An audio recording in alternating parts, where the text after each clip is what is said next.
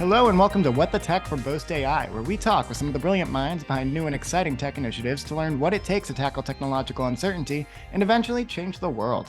Today, I am thrilled to welcome to the show Weston Baker, founder and CEO of Morphic, and an overall force in the startup ecosystem. At Morphic, Weston has created a no-code SaaS platform that empowers businesses to create their own high-quality websites. The solution uses an advanced design logic with integrated best practices to create pages that can be easily edited and managed using the integrated CMS, site editor, and asset library. So, along with being a founder in his own right, however, Weston has extensive experience partnering and mentoring startups, tech giants, VCs, PE firms, real estate companies, fashion houses, and brands throughout his career. His startup studio, 15 Finches, has worked with dozens of successful founders in various industries and with different business models to help find product market fit, consult and design product, rebrand, and propel growth at various stages. He's got a wealth of experience in the field, folks, and I'm excited to pick his brain on what's next for Morphic, his journey within the startup space to date, and his take on what the future has in store for the startup community. So without further ado, welcome to the show, Weston. Awesome. Thanks for having me. That was a great intro. I hope so. I mean, you Yeah, have the happy to be here. experience, you got the CV, but I mean, first things first, Weston, tell us about yourself. Tell us where you're located, what your background is, and how you got into the startup space to begin with. So I'm just outside of New York City now. Moved out of the city kind of right before COVID happened. Lucky timing for us. But our whole team is remote at Morphic. So we've got people in Seattle, LA, New York, New Jersey, Colorado. So we're fully remote now, building a tech startup, a SaaS platform where we're trying to automate design solutions to make it basically level the playing field for small businesses looking to get a super professional website and marketing materials. That is awesome. So I think we were discussing too recently how it's refreshing to talk to somebody who's on the East Coast in the US again. Boast Yeah. is also a fully remote team. You're very familiar with the Boast community, actually. We can dig into Yeah. that a little bit next. But what's it been like kind of leading your remote team over the past few years? And We were in a tiny office in Soho in Manhattan, it's like one of my favorite neighborhoods. So it was really cool to be located there with our team. We're all in basically one kind of small room. So we could kind of brainstorm together, turn around and ask someone if they saw that movie that just came out or whatever. And that kind of interaction, I think, is really valuable. That's what we miss now. There's definitely an efficiency to the working remote kind of situation, and we had actually joked about it in the office. Like, what if we heard of like one or two companies that were fully remote, and we are kind of surprised by that because they were fairly large at the time. And we we're like, yeah, what if we just all went remote? What if we just never came back here, took our computers, like go work from Hawaii or whatever? And people kind of laughed, and it was like, yeah, that'd be pretty cool. And then of course we're basically forced into that situation with COVID, and I think it's like kind of a blessing and surprise a little bit, or in disguise, where now I get to see my kids all the time. It's actually really easy with all the technology now, Zoom calls, Google Hangouts, Slack, like communication's pretty easy. I think it's just those human interactions that we miss. So unfortunately, that's just kind of the reality of it. But luckily, it's pretty easy. I can be cooking dinner and slacking our team on the West Coast, because they're still on or whatever. So yeah, it's been pretty good. awesome. I can so relate to everything you just said. At my previous company, we were just going to do a trial work from home in March of 2020. We just never came back to the office. Everyone went home one Friday with their laptops. It was like, prepare to test all the systems on Monday. This is the new normal now. Right. So tell us a little bit about what makes Morphic unique, how it came together, and what just unique innovation you guys are driving over there. Just to rewind a little, I started a creative agency back in end of 2014 in New York City.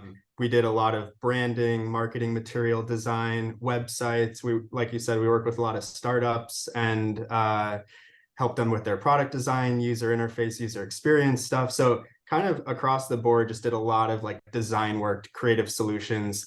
And actually right around the time that COVID was starting, we had a few different things that were kind of converged at the same time. We kept all of our team members when COVID happened, even though the agency, we had like 16 potential clients about to sign off. All of them just went on pause because of COVID.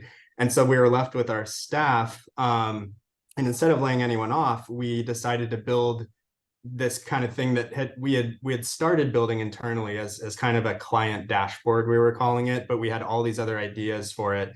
And this is the thing that eventually turned into Morphic. And then we found that it was working so well for customers that we started doing that full time instead of the agency. But basically, we found that we could automate the creative solutions that our clients were coming to us for, and basically productize a service-based business, which when you think about like what service-based is and how it's, pretty limited for how you can scale it. You can kind of work with one client at a time to solve their problem, but it's hard to kind of expand that out over a wider audience easily. And with the product, if you build those solutions into it, then you can offer those kind of solutions to however many people sign up for it. And we had done other internal projects before too. We had launched our own apps and stuff.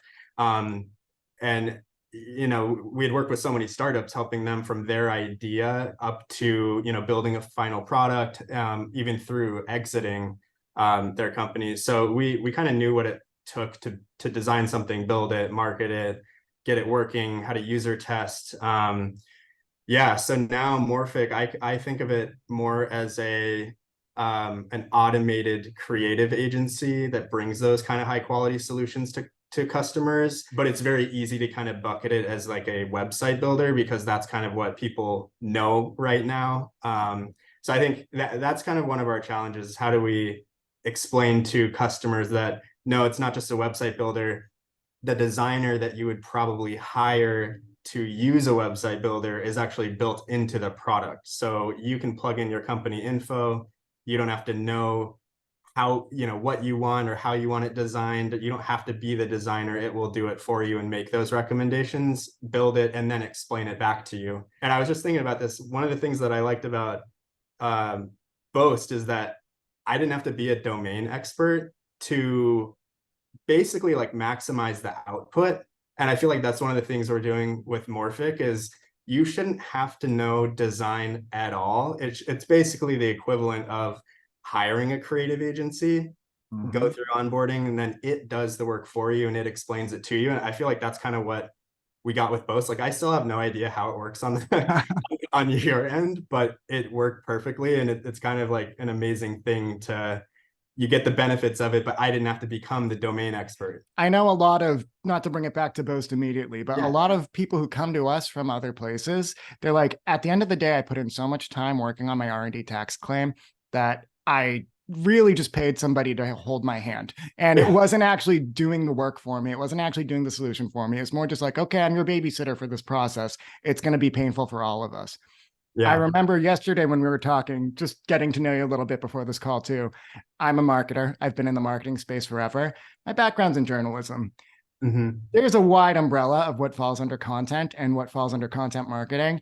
And I do not have that design eye. And everything you were listing out there in terms of being a full kind of creative suite for startups in that position where they want to look established, they want the best of breed product and the best of breed digital real estate, but they might not have the resources to outsource a full design team, or they might have a ace journalist on their team who can do the like standard content marketing, but how do they fill in the other end there? How do they get that design, that visual aspect that actually gets people into the finish line? And yeah, our customers, I think the kind of underlying thing that is inspiring them is they all aspire to basically be an industry leader. Like they want to go out there and be super proud of their company and show everyone and have it look super legit, clearly describe who they are, what their differentiators are, what their services are, their product is. And we worked with hundreds of companies doing like their brands and websites on the agency side. So what we found is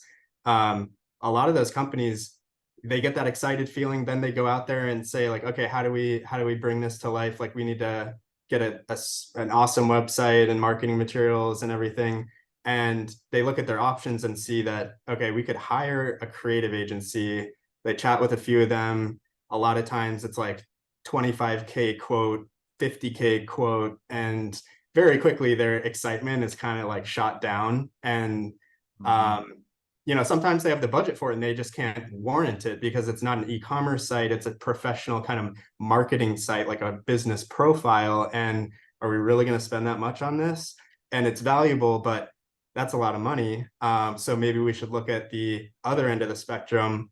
We have these really affordable no code builders now, which is great. Like anyone can go on and launch a site, but what they find is they log in there and realize that no code doesn't mean DIY for what they need. And so very quickly, they'll take that template that a million other people have started with, try to tweak it. Once they replace some assets and copy, it all of a sudden doesn't look so good and doesn't really tell their story. It doesn't give them that feeling that they were first thinking about when they wanted to go out there and be proud of their business. So that's the thing that the creative agencies can bring to them that they can't really get from using these existing products. So when we can automate that offering from the creative agency into the product, but make it as easy to use, if not easier than those no code builders, that's kind of like the magic of Morphic, where you go through that onboarding, it creates your materials, your website for you, and then you actually get that feeling like, oh wow, I'm super excited to blast this out on social media and show everyone like this is my company. So it's kind of an intangible thing we're trying to capture.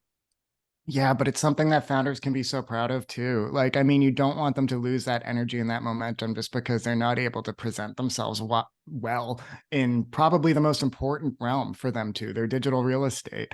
And I love how you put that too. It's kind of been to date, you either have the option of doing the no code standard template that has been rinsed and repeated across the internet and doesn't really shine a light, at least in a positive way, on your product or service, Mm-hmm. or you go and you spend your whole marketing budget on getting a design house. And I've been in both scenarios before, and I wish I had that middle ground. So this is awesome to know. Yeah, it's interesting because with these marketing sites, what if you design them with best practices, you usually shouldn't reinvent the wheel too much. Like if you do a layout design, for example, that's never been done before, that's probably not a good thing. Like users or visitors to your website will probably come there and get confused about it because it's something they haven't seen before. So we found also that a lot of companies don't need to reinvent the wheel, but they're kind of paying to reinvent the wheel if you hire a top designer or a creative agency.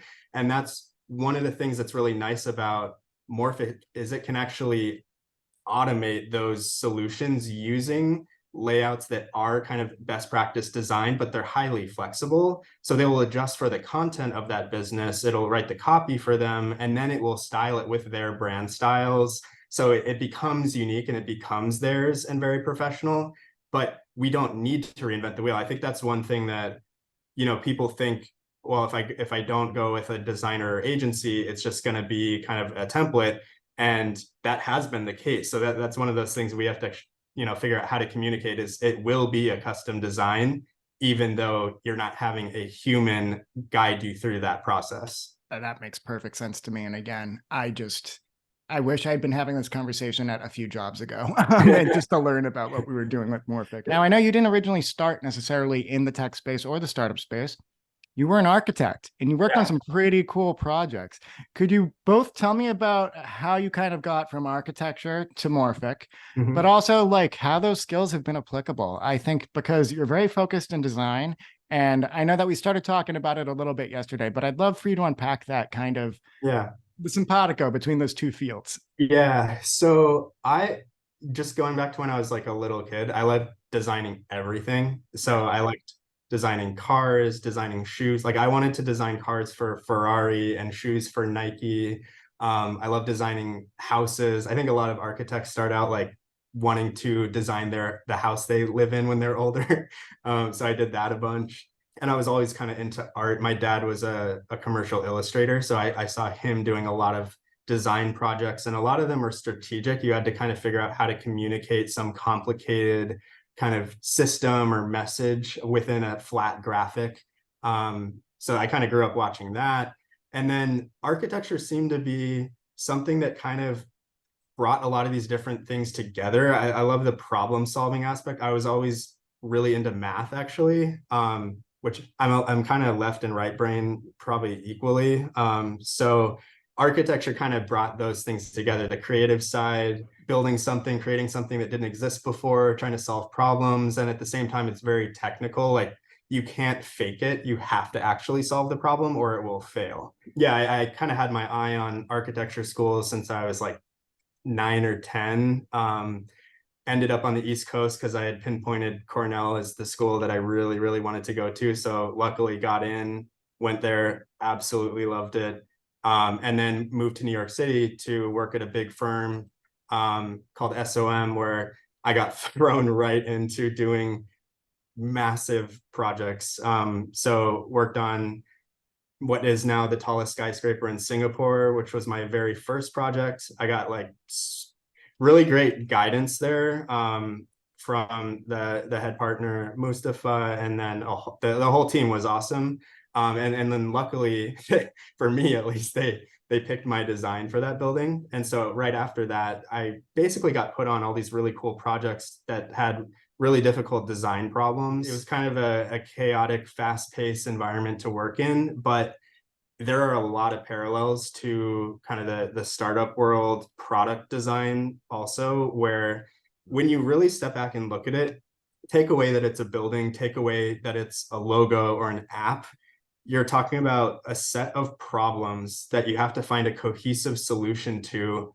It's always going to be a human who's interacting with it or kind of or entering it, whether it's that app or the building. The way that you design the flow of it is really important. The way that you organize things, and in architecture, there are adjacency diagrams, what makes sense to go next to different elements. There are wireframes where you create the wireframes of the building just in kind of line work and the form of it, and you do wireframes in product design and web design, the site architecture of it. There's so many parallels actually when you really start to look at the fundamentals of it and take away what the thing is that you're designing. So I found that a lot of the strategies that I used in architecture that kind of went into a bunch of these buildings, you could actually apply to other types of design. I left the architecture firm, joined a couple of creative agencies in New York, and found that those design principles work really well. And they at the same time, they do solve the problem. And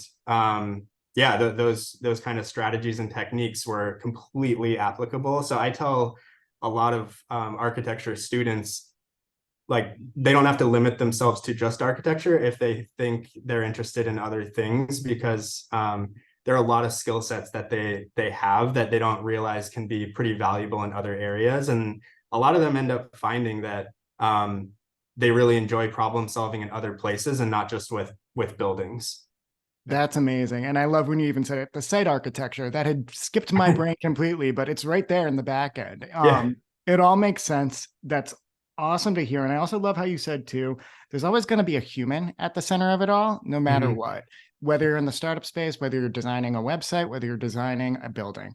I know that at Boast, we're really, really pushing on just how we leverage the latest technology. We use AI to make sure we're optimizing our strategies, maximizing your claims. But I truly believe that it's the people at the center of the company that make the difference here, because we have to be able to speak the technological language that our founders are speaking. There can't be a huge hurdle in kind of communicating what your innovation is to us so that we can then communicate that to the CRA. So at the core of all the AI that we have on our product and all the systems that we have on our end too, it's really intelligent people who have done the work. They have experience building companies and also working in deep tech. You actually know a lot about the company. What's your experience been like working with Boast so far?